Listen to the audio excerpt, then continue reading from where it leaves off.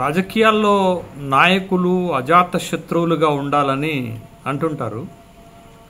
అధికారం వచ్చిన తర్వాత ఒక నాయకుడి యొక్క వ్యవహార శైలి మారాలి, మాట తీరు మారాలి, తన ప్రవర్తన మారాలి, తన గుణం కూడా మారాలి. అప్పుడే ఒక జనరంజకమైనటువంటి నాయకుడిగా అన్ని వర్గాల నుండి ప్రశంసలు అందుకుంటారు.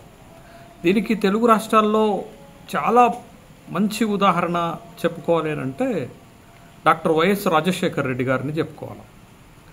2004లో రాజశేఖర్ రెడ్డి గారు ముఖ్యమంత్రిగా బాధ్యతలు చేపట్టక ముందు రాజశేఖర్ రెడ్డి గారి పైన అనేక రకాలైనటువంటి రుమార్స్, ఆరోపణలు ప్రచారంలో ఉండేవి.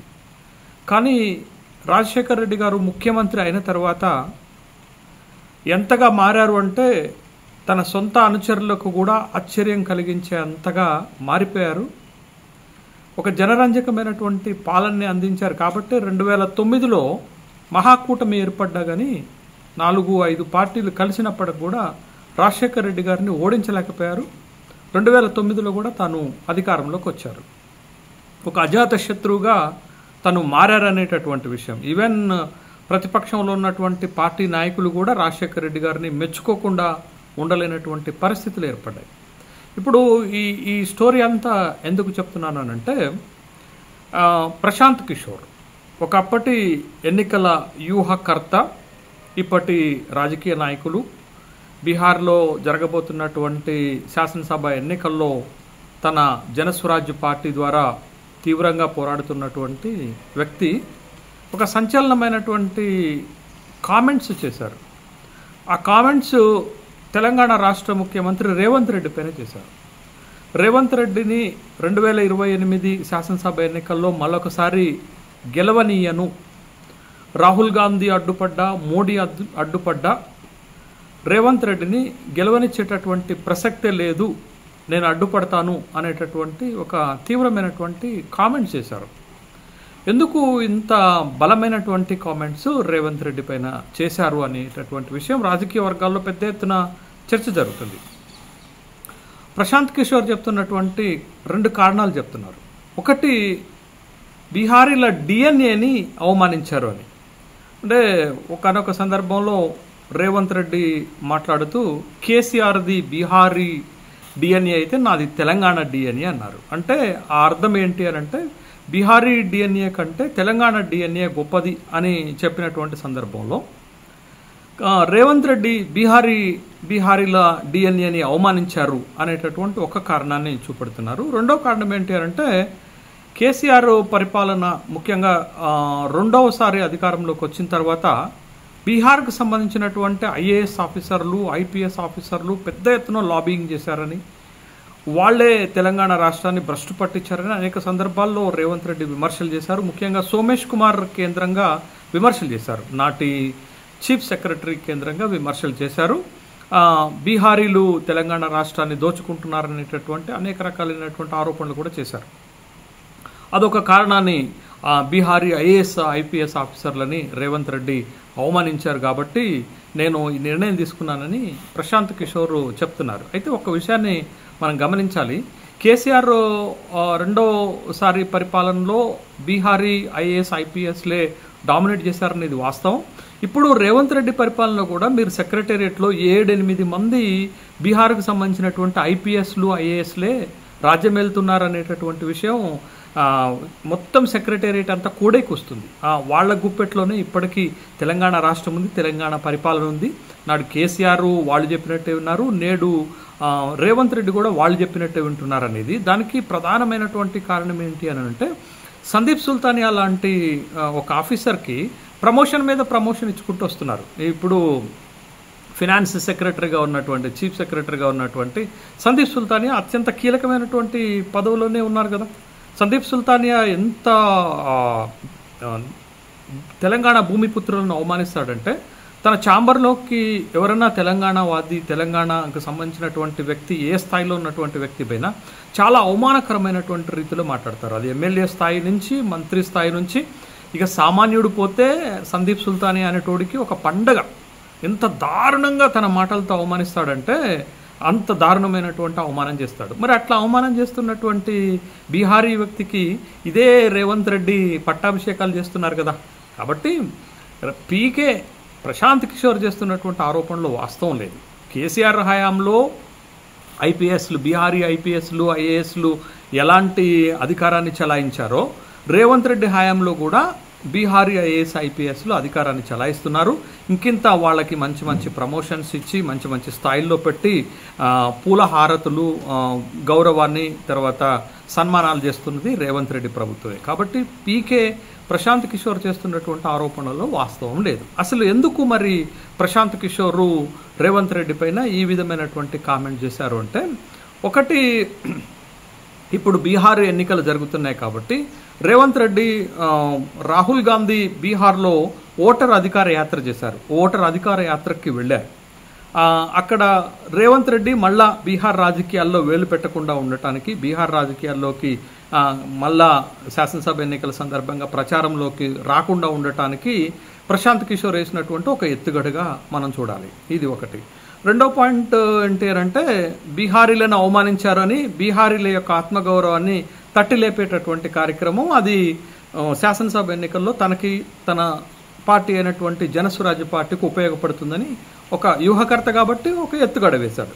మూడోది అతి ముఖ్యమైనది ఏంటి అంటే, 2023 తెలంగాణ శాసనసభ ఎన్నికల సందర్భంగా ప్రశాంత్ కిషోర్ని ఎన్నికల వ్యూహకర్తగా బీఆర్ఎస్ పెట్టుకుందాం అనుకుంది. కానీ ఏవో కారణాల చేత బీఆర్ఎస్ పార్టీకి ప్రశాంత్ కిషోర్ ఎన్నికల వ్యూహకర్తగా ఉండలేదు. కానీ సలహాలు ఇచ్చినట్లుగా మనకి అప్పుడు వచ్చినటువంటి వార్తలను బట్టి తెలుస్తుంది. అయితే బీఆర్ఎస్కి ప్రశాంత్ కిషోర్ పనిచేస్తున్నారనేటటువంటి క్రమంలో కాంగ్రెస్ పార్టీ తమ ఎన్నికల వ్యూహకర్తగా సునీల్ కనుగోలును పెట్టుకుంది. సునీల్ కనుగోలు అనేటవాడు కూడా ఈ పీకే ఐపాక్ సంస్థ నుండి వచ్చినటువంటి వ్యక్తే మనం చూడాలి. సునీల్ కనుగోలును పెట్టుకున్నారు. బట్ అప్పుడు ఆ సందర్భంగా వచ్చినటువంటి వైరమే కావచ్చు, లేకపోతే అభిప్రాయ భేదాలు కావచ్చు, లేకపోతే కాస్త ఈగోయిస్టిక్ పర్సనాలిటీస్ కాబట్టి ఈగోయిస్టిక్ అంశము తెర మీదకి వచ్చినటువంటి సందర్భంలో బహుశా అది కొంత ఉండొచ్చు. ముఖ్యంగా ఇప్పుడు ఏంటి అంటే, బీహార్లో జరుగుతున్నటువంటి ఎన్నికల కేంద్రంగానే రేవంత్ రెడ్డిని టార్గెట్ చేసినట్టుగైతే నాకు అనిపిస్తుంది. బహుశా తెలంగాణలో కాంగ్రెస్ పార్టీ అధికారంలో ఉంది కాబట్టి అన్ని రకాలుగా బీహార్ ఎన్నికలకు కాంగ్రెస్ పార్టీకి రేవంత్ రెడ్డి సహాయం చేస్తాడని మన ప్రశాంత్ కిషోర్ భావిస్తున్నారు. ఒక పక్క గతంలోనే పెద్ద ఎత్తున ఓటర్ అధికార యాత్రలో పాల్గొనడంతో పాటు హార్దిక అన్ని సహకారాలు అందిస్తారనేటటువంటి ఒక ఆలోచన ఉంది కాబట్టి, బట్ కొంత ఆ విధంగా డిస్టర్బ్ చేయడానికి ప్రశాంత్ కిషోర్ రేవంత్ రెడ్డిని టార్గెట్ చేసినట్లుగా మనకి కనపడుతుంది. అయితే ఇక్కడ ఏంటి అని అంటే, 2023కి 2028కి తేడా ఏంటి అని అంటే, 2023లో అందరూ కాంగ్రెస్ పార్టీ గెలవాలని కోరుకున్నారు, రేవంత్ రెడ్డి గెలవాలని చాలామంది కోరుకున్నారు, రేవంత్ రెడ్డి అధికారంలోకి రావాలని చాలామంది కోరుకున్నారు. దాంట్లో మీరుండొచ్చు, నేనుండొచ్చు, ఇంకొకళ్ళు ఉండొచ్చు, చాలా వర్గాలు ఉండొచ్చు, చాలా కులాలు ఉండొచ్చు, చాలామంది వ్యక్తులు ఉండొచ్చు. బట్ అందరూ కూడా ఒక పాజిటివ్ రెస్పాన్స్ కాంగ్రెస్ పార్టీకి ఉంది 2023లో. అంటే కేసీఆర్ పైన ఉన్నటువంటి కోపము రేవంత్ రెడ్డి కాంగ్రెస్ పార్టీ గెలవాలనేటటువంటి ఒక పాజిటివ్ వేవ్ క్రియేట్ అయినటువంటి సందర్భం. కానీ 2028 అట్లా ఉండదు. 2028 ఎన్నికలను ఎదుర్కోవటము రేవంత్ రెడ్డికి ఒక డిఫికల్ట్ టాస్క్గా మారుతుంది. ఎందుకనంటే ప్రభుత్వ ప్రజా వ్యతిరేకతను ఎదుర్కోవాలి, పార్టీలో అసంతృప్తులను ఎదుర్కోవాలి, బలపడినటువంటి ప్రతిపక్షాన్ని ఎదుర్కోవాలి, అన్నిటికీ తోడు ఇట్లాంటి శత్రువులను కూడా ఎదుర్కోవాల్సి ఉంటుంది. ఇప్పుడు రేవంత్ రెడ్డి ఓడిపోవాలి అని బహిరంగంగా మాట్లాడే బలమైన శత్రువుల్లో ప్రశాంత్ కిషోర్ మొదటి స్థానంలోకి వచ్చేశారు. అంటే కౌంట్ నెంబర్ 1 స్టార్ట్ అయింది. రేవంత్ రెడ్డిని వ్యతిరేకిస్తూ రేవంత్ రెడ్డిని ఓడగొట్టడానికి ప్రయత్నం చేసేటటువంటి వాళ్ళ యొక్క కౌంట్ స్టార్ట్ అయింది. కాబట్టి ఇట్లాంటి వాళ్ళందరినీ రేవంత్ రెడ్డి ఎదుర్కోవాలి. అదే 2023కి 2028కి తేడా అదే. 2023లో అంత పాజిటివ్ వే ఉంది కాబట్టి సునాయాసంగా గెలుచుకుంటూ వచ్చేసాడు. బట్ 2028లో అంత కేక్ వాక్ ఉండదు. ఖచ్చితంగా ప్రశాంత్ కిషోర్ లాంటి ఒక వ్యూహకర్త రేవంత్ రెడ్డి ఓడిపోవాలని కోరుకుంటుండంటే, రేవంత్ రెడ్డి ఓడిపోవాలని కోరుకునే పార్టీలకు, ఓడిపోవాలనుకునేటటువంటి వర్గాలకు, ఓడగొట్టాలనుకునేటటువంటి వాళ్ళకు ఒక బలమైనటువంటి కేంద్రంగా మారుతుంది, ఒక బలమైనటువంటి అస్త్రంగా మారుతుంది. కాబట్టి but Revanth Reddy count down ప్రారంభమైందని నేను అనుకుంటున్నాను. ఏంటంటే రేవంత్ రెడ్డి శత్రువుల సంఖ్య నెంబర్ 1 ఒక బలమైనటువంటి శత్రువు సంఖ్యతోటే ప్రారంభమైంది. బట్ రేవంత్ రెడ్డి ఎట్లా ఎదుర్కొంటాడనేది చూడాలి. ఇద్దరు కూడా బలమైనటువంటి వ్యక్తులే. ఒకళ్ళు రాజకీయాల్లో అంచెలంచెలుగా కింది స్థాయి నుంచి జడ్పీటీ స్థాయి నుంచి ముఖ్యమంత్రి స్థాయికి ఎదుర్కొంటూ వచ్చినటువంటి వ్యక్తి. రేవంత్ రెడ్డిని కూడా తక్కువ అంచనా వేయడానికి వీల్లేదు. కానీ బట్ కాలం కలిసి రానప్పుడు పై మీది బట్టే పామై కరుస్తుంది అని అంటారు కదా, తెలుగులో ఒక మంచి సామెత ఉంటుంది అన్నట్టు. కాలం కలిసి రానప్పుడు పై మీది బట్ట పామై కరుస్తుందని. బట్ కాలం కలిసి వచ్చినప్పుడు రేవంత్ రెడ్డి ధీరుడు వీరుడయ్యాడు. బట్ కాలం కలిసి రానప్పుడు తనలో ఉన్నటువంటి స్టామినా సామర్థ్యం బయటపడుతుంది. కాబట్టి ఇద్దరు బలమైనటువంటి వ్యక్తులు. ఒక ఆయన రాజకీయంగా చాలా బలమైనటువంటి వ్యక్తి అయితే, ఇంకొక ఆయన తిమ్మిని బమ్మిని చేసి రాజకీయాల్లో పెద్ద వ్యూహకర్తగా మారి గెలుపుని ఓటమిగాను ఓటమిని గెలుపుగాను మార్చేటటువంటి శక్తియుక్తులు తెలివితేటలు ఉన్నటువంటి ఒక వ్యూహకర్తగా ప్రశాంత్ కిషోర్ ఉన్నారు. కాబట్టి ఇద్దరు సమఉజ్జీలు సమర్థవంతమైనటువంటి వాళ్ళ మధ్య జరిగేటటువంటి పోరాటంగా చూడకపోయినా జరిగేటటువంటి ఒక రాజకీయ ఎత్తుగడగా మనం చూడొచ్చు. కాబట్టి 2028 శాసనసభ ఎన్నికలను ఒక మొదటి శత్రువునైతే రేవంత్ రెడ్డి సంపాదించుకున్నారు. రేవంత్ రెడ్డికి శుభాకాంక్షలు ఈ సందర్భంగా. ఎందుకంటే రేవంత్ రెడ్డి సామర్థ్యం బయటపడాలంటే బలమైన శత్రువులు కూడా ఉండాలి కదా. మన శత్రువు ఎవరో తెలిస్తే మన బలం ఎంతో తెలిసిపోతుంది అనేటటువంటిది చాలా విస్తృతంగా మనం మాట్లాడుకునేటటువంటి అంశం. కాబట్టి బహుశా రేవంత్ రెడ్డి శత్రువుల సంఖ్య చాలా పెద్ద ఎత్తున పెరుగుతుంది. అది మాత్రం వాస్తవం. ఎందుకంటే నేను ఇందాక చెప్పానే, నాయకుడు అజాత శత్రువుగా ఉండాలని.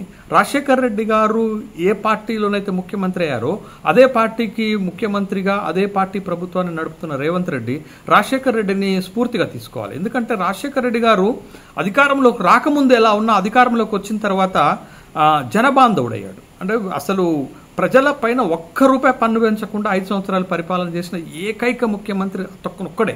తర్వాత ఎవరికి ఏది అడిగినా కాదనకుండా చేసినటువంటి వ్యక్తి, అన్ని వర్గాల ప్రజలతోటి మెప్పు పొందినటువంటి వ్యక్తి.